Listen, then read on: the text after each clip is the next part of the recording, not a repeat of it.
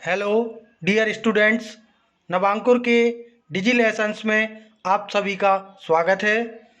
आज हम कक्षा 5 विषय गणित में एकीक नियम के बारे में पढ़ें। आइए सीखें। एकीक नियम की अवधारणा।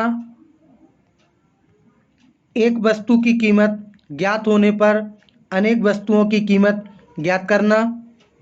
अनेक वस्तुओं की कीमत ज्ञात होने पर एक वस्तु की कीमत ज्ञात करना और अनेक वस्तुओं की कीमत ज्ञात होने पर अन्य अनेक वस्तुओं की कीमत ज्ञात करना। तो यहाँ हम एक एक नियम के अंतर्गत एक वस्तु के मूल्य से अनेक वस्तुओं का मूल्य एवं अनेक वस्तुओं के मूल्य से एक वस्तु का मूल्य ज्ञात करने संबंधी प्रश्नों को हल करेंगे।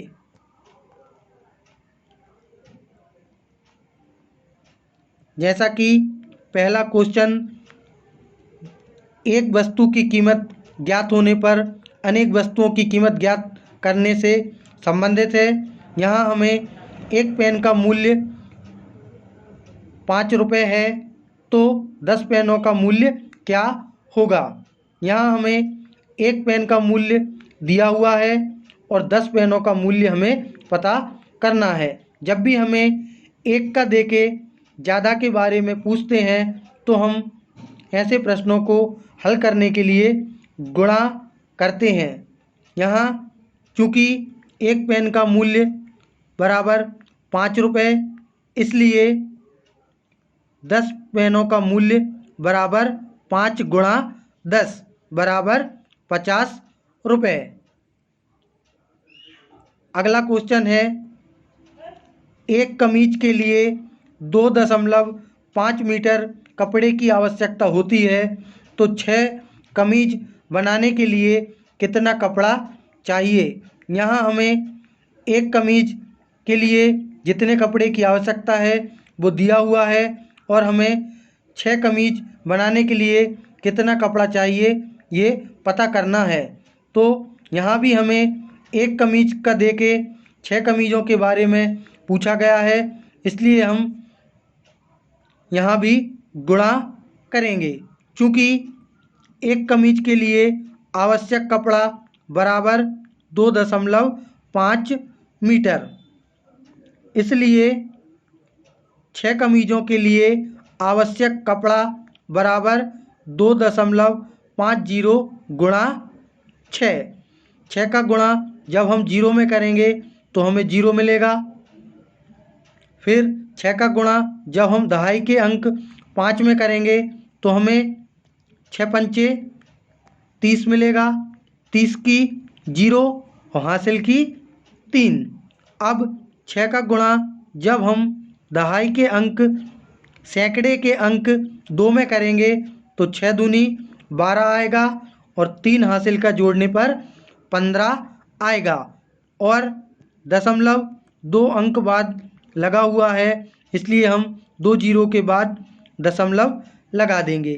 इस तरह 6 कमीज़ों के लिए 15 मीटर कपड़ा चाहिए। अगला क्वेश्चन है एक वस्तु का मूल्य 5 रुपये है तो 6 वस्तुओं का मूल्य क्या होगा। तो चूँकि एक वस्तु का मूल्य बराबर 5 रुपये, इसलिए 6 वस्तु का मूल्य या 6 वस्तुओं का मूल्य बराबर 6 गुणा 5।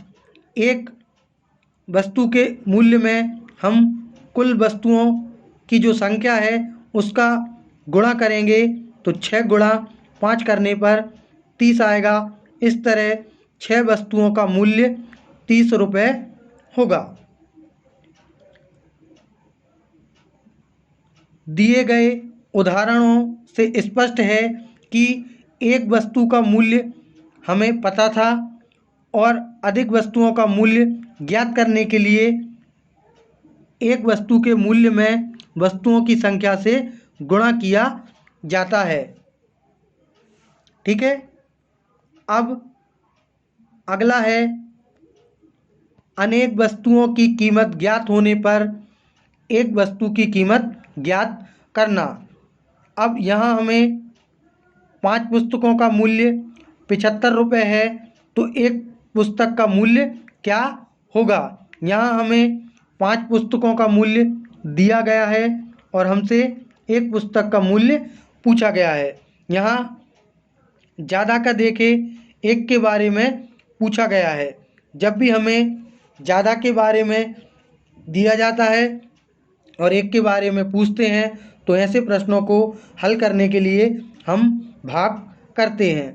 चूँकि 5 पुस्तकों का मूल्य बराबर 75 रुपये है, इसलिए एक पुस्तक का मूल्य बराबर 75/5। 5 का जब हम भाग 75 में देंगे तो 15 बार जाएगा। इस तरह एक पुस्तक का मूल्य 15 रुपये होगा। अगला क्वेश्चन दिया हुआ है 6 लीटर दूध की कीमत 102 रुपये हो तो 1 लीटर दूध की कीमत क्या होगी। यहाँ भी हमें 6 लीटर दूध की कीमत दी गई है और हमसे 1 लीटर दूध की कीमत पूछी है। यहाँ भी हमें ज़्यादा का देके एक के बारे में पूछा गया है, इसलिए यहाँ भी हम भाग करेंगे। चूँकि 6 लीटर दूध की कीमत बराबर 102 रुपये, इसलिए 1 लीटर दूध की कीमत बराबर 102/6।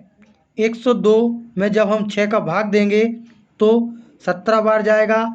इस तरह 1 लीटर दूध की कीमत 17 रुपये होगी।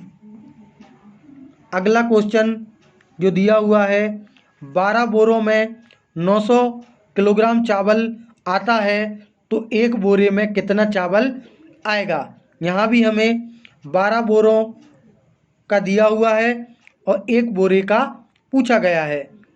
यहाँ भी हमें ज़्यादा का देके एक के बारे में पूछा है, इसलिए यहाँ भी हम भाग करेंगे।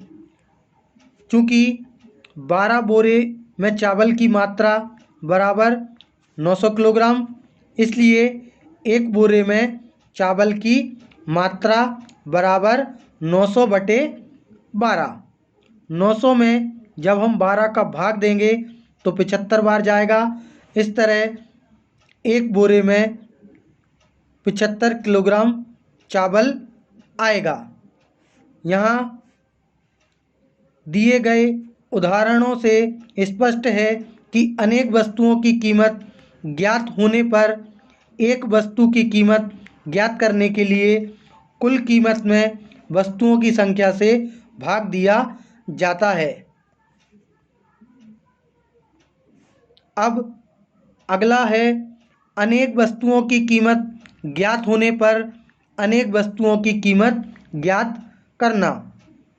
यहाँ क्वेश्चन दिया हुआ है 10 पुस्तकों का मूल्य 60 रुपये है तो ऐसे ही 8 पुस्तकों का मूल्य क्या होगा। तो 10 पुस्तकों के मूल्य से 8 पुस्तकों का मूल्य पता करने के लिए पहले हम एक पुस्तक का मूल्य पता करेंगे।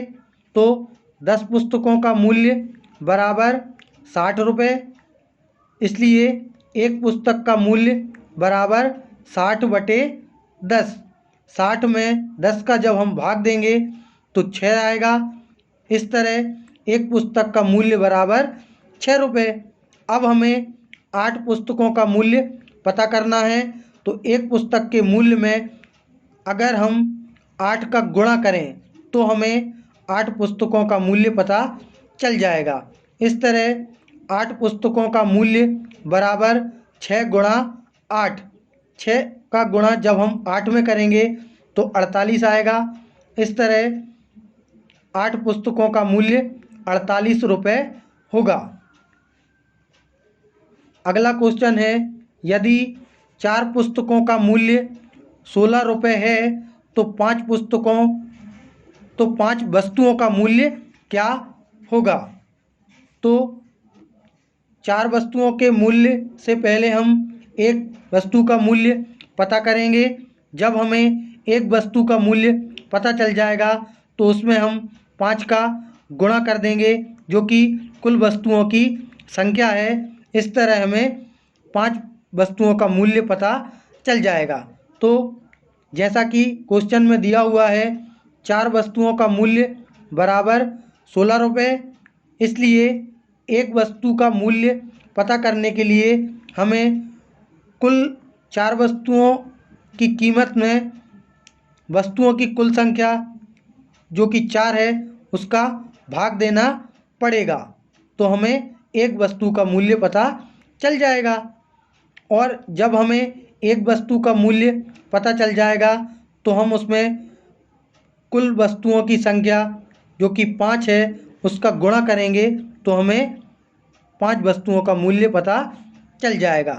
तो 4 वस्तुओं का मूल्य बराबर 16 रुपये, तो एक वस्तु का मूल्य बराबर 16/4। 4 का भाग जब हम 16 में देंगे तो 4 आएगा। इस तरह एक वस्तु का मूल्य 4 रुपये होगा।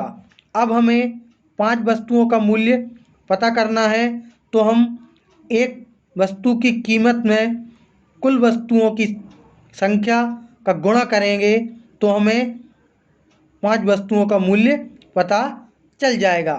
इस तरह 5 वस्तुओं का मूल्य बराबर 4 गुणा 5, और 4 का जब हम 5 में गुणा करेंगे तो 4 पंचे 20 आएगा। इस तरह 5 वस्तुओं का मूल्य 20 रुपये होगा। ऊपर दिए गए उदाहरणों से स्पष्ट है कि अनेक वस्तुओं की कीमत ज्ञात होने पर अनेक वस्तुओं की कीमत पता करने के लिए दी गई वस्तुओं के मूल्य से एक वस्तु का मूल्य पता किया जाता है, मतलब ज्ञात किया जाता है। और एक वस्तु का मूल्य ज्ञात करने के बाद अनेक वस्तुओं का मूल्य ज्ञात किया जाता है। यहाँ दी गई वस्तुओं के मूल्य से एक वस्तु का मूल्य ज्ञात करने के लिए हम भाग करते हैं, और जब हमें एक वस्तु का मूल्य पता चल जाता है तो एक वस्तु के मूल्य से अनेक वस्तुओं का मूल्य ज्ञात करने के लिए हम गुणा करते हैं। ठीक है, धन्यवाद।